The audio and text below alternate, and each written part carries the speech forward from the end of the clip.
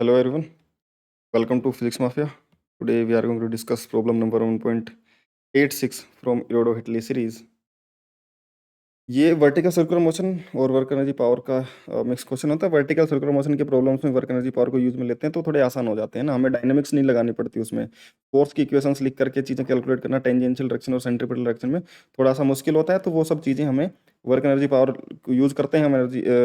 वगैरह की रिलेशंस, तो वो जल्दी से कैलकुलेट हो जाती हैं। और किस तरीके से हम डायनेमिक्स इक्वेशन यूज कर सकते हैं, है ना, कर सकते हैं, कोई दिक्कत नहीं है, बट वो थोड़ा सा लेंदी होता है। और किस तरीके से कर सकते हैं ये मैंने पिछले प्रॉब्लम में सिखाया, जिसकी लिंक मैं डिस्क्रिप्शन में लिख दूंगा। 1.85 जो प्रॉब्लम है उसमें मैंने सिखाया है कि तुम डायनेमिक्स से भी कैसे इसकी स्पीड वगैरह कैलकुलेट कर सकते हो बिना एनर्जी के। ठीक है ना, सिंपल डायनेमिक्स लगा करके फोर्स की इक्वेशन लिख करके एफ इक्वल टू एम में से एक्सेलरेशन वगैरह लिख करके कैसे कर सकते हो वो मैंने सिखा रखा है। तो तुम अगर डायनेमिक्स सीखना चाहते हो कि भाई बिना एनर्जी के कैसे किया जाता है, तो तुम वो वीडियो भी देख लेना, पिछला वीडियो डिस्क्रिप्शन में लिंक मिल जाएगी तुम्हें। ठीक है, बट अभी चलते हैं हम एनर्जी का यूज करके ही करेंगे क्योंकि आसान होती हैं चीज़ें। ठीक है ना, एक बार हमने सीख लिया कि उस तरीके से भी हो सकता है, लेकिन अब करेंगे उस तरीके से जो आसान है, चीज़ें लेंदी ना हो। क्वेश्चन में बोल रखा है कि ball suspended by a thread swings in a vertical plane so that its acceleration values in the extreme and lowest position. Extreme position oscillate करता है वर्टिकल प्लेन में ऐसे ऐसे, तो इसके जो एक्सट्रीम पोजीशंस हैं जहाँ तक ये मूव कर रहा है वहाँ पर, और लोएस्ट पोजीशन पर एक्सेलरेशन क्या क्या होंगी, है ना। इसमें आर इक्वल ऐसा बोल रखा है कि एक्सट्रीम पोजीशन पर जो एक्सेलरेशन वही लोएस्ट पोजीशन पर इक्विलिब्रियम एक्सेलरेशन का मैग्नीट्यूड दोनों जगह का इक्वल है, ये बोला गया, ये कंडीशन है। तो अब उसके हिसाब से पता ना कि find thread deflection angle in the extreme position, कि मैक्सिमम कितना डिफ्लेक्ट हो रहा है, मैक्सिमम डिफ्लेक्शन जो हो रहा है एक्सट्रीम पोजीशन तक जाने में वो कितना डिफ्लेक्शन हो रहा है, अगर यहाँ पर एक्सेलरेशन नेट और लोएस्ट पोजीशन की नेट एक्सेलरेशन सेम है तो देखो, अगर ये हॉरिजॉन्टल पोजीशन को क्रॉस करके जाता तो वहां पर, अगर वहां पर रुक नहीं सकता था, अगर रुके भी था तो फिर वो सीधा नीचे गिरेगा, फिर सर्कुलर मोशन में ऑसिलेट नहीं कर पाएगा। तो ऑसिलेशंस तब तक ही होते हैं जब तक वो हॉरिजॉन्टल पोजीशन को क्रॉस ना करे। वर्टिकल सर्कुलर मोशन अगर तुमने क्लास में पढ़ा है तो थोड़ा तो याद होगा। तो अगर इसको क्रॉस करके अगर मान लो यहाँ पर रुक भी जाता है तो फिर सीधा गिरेगा, और नहीं रुकेगा तो फिर जैसे टेंशन जीरो होती है जहाँ पर, उसके बाद ये प्रोजेक्टाइल मोशन करता है। समझ में आ गई क्या बात। तो उस केस में ऑसिलेशन नहीं होते, ऑसिलेशन होते हैं जब तक कि वो हॉरिजॉन्टल पोजीशन को क्रॉस नहीं करता। समझ में आ गई क्या बात, यहाँ तक मैक्सिमम, यहाँ तक हो सकता है ऑसिलेशन। तब मान लेते हैं मैक्सिमम से हॉरिजॉन्टल से एंगल थीटा पर ये मैक्सिमम एक्सट्रीम होता है, और इस एंगल थीटा में अगर जिधर इधर जितना एंगल थीटा जाता है उधर भी इतना ही एंगल थीटा जाएगा, एनर्जी का लॉस है नहीं। तो लोएस्ट पोजीशन से mgh जितना यहाँ पर गेन कर सकता है, वापस आते समय फिर से mgh जीरो हो जाएगा, तो स्पीड वही होगी इधर की तरफ, और फिर सेम हाइट गेन करेगा इधर की तरफ, ग्रेविटेशनल पोटेंशियल उतनी काइनेटिक एनर्जी को कम करके। तो सेम वर्टिकल हाइट्स यानी कि सेम थीटा में दोनों तरफ ऑसिलेट करता है, ये ऑसिलेशंस होते हैं। तो इधर का एक्सट्रीम और इधर का एक्सट्रीम बराबर थीटा पर ही आता है। तो एक तरफ चल लेते हैं, मान लो लोएस्ट पोजीशन पर हमने स्पीड इसको कुछ वी नोट दी थी, और उस वजह से वो एक्सट्रीम एंगल थीटा रीच कर पाता है, और वहां पर जाते जाते उसकी स्पीड जीरो हो जाएगी, तभी एक्सट्रीम बनेगा, यहाँ पर रुकेगा, अब यहाँ से वापस लौटेगा।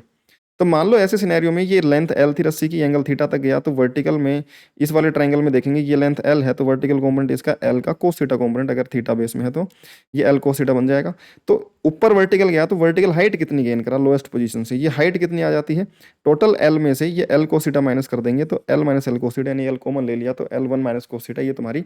वर्टिकल हाइट हो जाएगी कि इस एंगल हाइट इस हाइट तक जा रहा है वो मैक्सिमम। तो यहाँ की जो काइनेटिक एनर्जी है वो इस हाइट के पोटेंशियल एनर्जी में कन्वर्ट होगी, टेंशन का वर्क डन वैसे ही जीरो होता है, क्योंकि टेंशन हमेशा वेलोसिटी के या उसके पाथ के परपेंडिकुलर रहता है। तो एल लेंथ स्ट्रिंग की है, तो half M V naught square वो इसकी वर्टिकल में जो गेन करा हाइट एम जी एच के बराबर इस यहाँ की पोटेंशियल में कन्वर्ट हो जाए, क्योंकि यहाँ पर स्पीड जीरो है। तो half M V naught square equal to M G H की value L one minus cos theta रख दिया, और वी नोट स्क्वायर की वैल्यू निकाल ली, एम से एम काट दिया, टू उधर भेज दिया, two G L one minus cos theta. ये वी नोट स्क्वायर है, यहाँ पर वेलोसिटी के स्क्वायर की वैल्यू थीटा और एल के फॉर्मेट में निकल के आ जाएगी वी नोट स्क्वायर। समझ में आ गई बात। लोएस्ट पोजीशन पर अगर हम बात करेंगे ना, लोएस्ट पोजीशन पर नेट एक्सेलरेशन सिर्फ और सिर्फ सेंटर की तरफ होगी, क्योंकि इस पर एक तो फोर्स लग रहा है ऊपर की तरफ टेंशन, और नीचे की तरफ लग रहा है mg। हॉरिजॉन्टल में कोई फोर्स नहीं है वेलोसिटी की डायरेक्शन में, तो टेंजेंशियल एक्सेलरेशन है ही नहीं लोएस्ट पोजीशन पर, क्योंकि दोनों फोर्स लग रहे हैं जो वो वर्टिकल में लग रहे हैं, तो वर्टिकल एक्सेलरेशन वर्टिकल में तो सेंटर है, वेलोसिटी हॉरिजॉन्टल थी इस पॉइंट पे, तो टेंजेंशियल डायरेक्शन में हॉरिजॉन्टल डायरेक्शन में एक्सेलरेशन या कोई फोर्स का कंपोनेंट नहीं है, तो एक्सेलरेशन हॉरिजॉन्टल में आएगी नहीं, टेंजेंशियल एक्सेलरेशन यहाँ पर जीरो रहेगी। सेंट्रीपिटल एक्सेलरेशन तो वी स्क्वायर बाई आर होगा, तो वेलोसिटी वी नोट हमने निकाला, two G L one minus cos theta, इसका स्क्वायर अपॉन में एल कर देंगे, एल से एल कट जाएगा, two G one minus cos theta centripetal acceleration है, और यही नेट एक्सेलरेशन है। यहाँ पर एक्सट्रीम पोजीशन पर देखेंगे तो यहाँ पर स्पीड जीरो है, स्पीड जीरो तो बेटा सेंट्रीपिटल एक्सेलरेशन जीरो होगी, centripetal acceleration V square by R होगी। तो सेंट्रीपिटल एक्सेलरेशन जीरो क्योंकि वी जीरो। टेंजेंशियल एक्सेलरेशन के लिए हमें पता है कि ये वर्टिकली में एक्सेलरेशन एम जी है, तो नेट फोर्स, तो टेंजेंशियल डायरेक्शन में फोर्स आ जाएगा mg sin theta, divide by mass कर देंगे तो टेंजेंशियल एक्सेलरेशन कितना आ जाएगा g sin थीटा, क्योंकि ये एंगल थीटा, ये 90 थीटा, ये थीटा बनेगा, ये 90 थीटा, तो इधर की तरफ इस रेडियल डायरेक्शन से थीटा बनेगा, तो mg का इधर कंपोनेंट mg cos थीटा और इधर की तरफ mg sin थीटा, तो mg sin थीटा इसका टेंजेंशियल कंपोनेंट आएगा, तो टेंजेंशियल एक्सेलरेशन मास से डिवाइड करने के बाद नेट एक्सेलरेशन आ जाएगी टेंजेंशियल डायरेक्शन में g sin थीटा। और इस समय पर क्योंकि सेंट्रीपिटल एक्सेलरेशन जीरो, तो टेंजेंशियल एक्सेलरेशन ही नेट एक्सेलरेशन होगी, तो यहाँ की net acceleration centripetal acceleration 2g 1 minus cos theta के बराबर, और यहाँ की net acceleration centripetal acceleration 2g 1 minus cos theta के बराबर, यहाँ की acceleration net tangential acceleration g sin theta के बराबर ही है। और ये बोला गया कि दोनों की एक्सेलरेशन का मैग्नीट्यूड सेम है, यानी कि यहाँ का ये एक्सेलरेशन नेट और यहाँ का ये एक्सेलरेशन नेट दोनों बराबर हैं, तो जी से जी कट जाएगा, बराबर रखेंगे। आगे बात, कोस थीटा को कन्वर्ट कर लेते हैं साइन थीटा के अंदर ही, ताकि हम वैल्यू निकाल पाए इसका रेशियो वेशियो। तो वन तो ऐसे कैसे रखेंगे, माइनस कोस थीटा को, कोस 2 थीटा का फॉर्मूला होता है ना 1 माइनस 2 कोस स्क्वायर थीटा, तो कोस थीटा यहाँ पर आधा एंगल, तो यहाँ पर भी आधा कर देंगे, तो कोस थीटा क्या बन जाएगा, कोस थीटा बन जाएगा 1 minus 2 sine square theta by 2। समझ में आ गई क्या बात। तो कोस थीटा को 1 minus 2 sine square theta by 2 लिखा जा सकता है। अब इसको माइनस करेंगे, 1 से 1 कट जाएगा, माइनस माइनस से प्लस बन जाएगा, और इस साइन थीटा को रख देंगे 2 sine theta by 2 cos theta by 2, sine 2 theta का 2 साइन थीटा कोस थीटा होता है ना, तो एंगल आधा हो जाता है आगे जा करके, अगर थीटा है तो फिर वो theta by 2 2 sine theta by 2 cos theta by 2 बन जाएगा, 2 से 2 कट जाएगा, और ये 1 से 1 कट जाएगा, और ये बन जाएगा 2 साइन स्क्वायर थीटा बाई 2, और ये इधर sign theta by 2 cos theta by 2, और अब एक साइन थीटा से बाई 2 से एक साइन थीटा बाई 2 कट जाएगा, यानी कि 2 sine theta by 2 equal to cos theta by 2, यहाँ से आ जाएगा tan theta by 2 equal to half. समझ में आ गई क्या बात। तो वो जो एंगल होगा मैक्सिमम एक्सट्रीम एंगल, वो tan theta by 2 equal to होगा हाफ के बराबर। समझ में आ गई, एक्सट्रीम एंगल, तो थीटा बाई 2 बन जाएगा टेन इनवर्स हाफ, और थीटा बन जाएगा 2 टाइम्स टेन इनवर्स, या फिर इसकी वैल्यू निकाल लेंगे, टेन थीटा की वैल्यू हाफ 26.5 पर होती है, थीटा लगभग 53 डिग्री पर आता है। समझ में आ गई क्या बात, ठीक है। तो टेन 53 डिग्री जो होता है, 1050, यहाँ पर मुझे थोड़ा सा गड़बड़ लग रहा है, क्योंकि 1053 डिग्री जो होता है वो तो कितना होता है, 4 बाई, कितना होता है वो, 4/3, यानी कि 1.33। समझ में आ रही बात, 1053 तो 3 4 5 वाले ट्राइंगल से लगभग इतना होता है ना। यहाँ पर मुझे क्या कुछ गलत लिखा है क्या,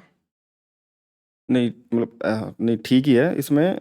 टेन थीटा बाई 2 की value half I, tan theta की वैल्यू हाफ थोड़ी आई है, टेन थीटा बाई 2 की वैल्यू हाफ आई, तो थीटा बाई 2 26.5 है, और लगभग, और थीटा 53 डिग्री बन रहा है ना, टेन थीटा की वैल्यू नहीं आई है हाफ, टेन थीटा तो उतना ही होता है, तो ठीक है ना, कोई दिक्कत नहीं है, थीटा 53 डिग्री बन जाएगा, कोई इशू नहीं है इसमें, है ना। चलो कोई दिक्कत, तो आई होप कि चीज़ें क्लियर क्लियर होंगी तुम्हें, और सोल्यूशन तुम्हें अच्छे से समझ में आया होगा। कंसेप्चुअली स्ट्रॉन्ग क्वेश्चंस होते हैं थोड़े से, है ना, और ये कोई बहुत ज़्यादा स्ट्रॉन्ग क्वेश्चन नहीं था, इसमें तो बस दो एक्सेस निकाल करके इक्वल करना था, और थीटा की वैल्यू निकालनी थी, ठीक है। तो ठीक है, फिर भी डिसेंट क्वेश्चन था। बाकी यार कोई भी डाउट हो तो अपने टेलीग्राम ग्रुप पर आ सकते हो, डाउट ग्रुप पर, माफियाज डाउट क्लास ग्रुप, वहाँ पर डाउट डिस्कस कर सकते हो मुझसे डायरेक्टली, जो भी डाउट हो, और अपना जो टेलीग्राम चैनल है फिजिक्स माफिया, उसको ज्वाइन कर सकते हो, और अच्छी कम्युनिटी बिल्ड होगी अपनी, तो तुम अच्छे से चीज़ें सीखोगे, ठीक है। ऑलरेडी बहुत सारे बच्चे जुड़े हुए हैं, तुम भी जुड़ोगे तो तुम भी अपने थॉट शेयर करोगे बाकी बच्चों के साथ, तो तुम भी कुछ सीखोगे और वो भी कुछ सीखेंगे, तो एक अच्छी कम्युनिटी बनाने के लिए जरूर चैनल और डाउट ग्रुप ज्वाइन करें अपना, ठीक है। बाकी मिलती हैं यार ऐसे किसी नेक्स्ट वीडियो में, बाय।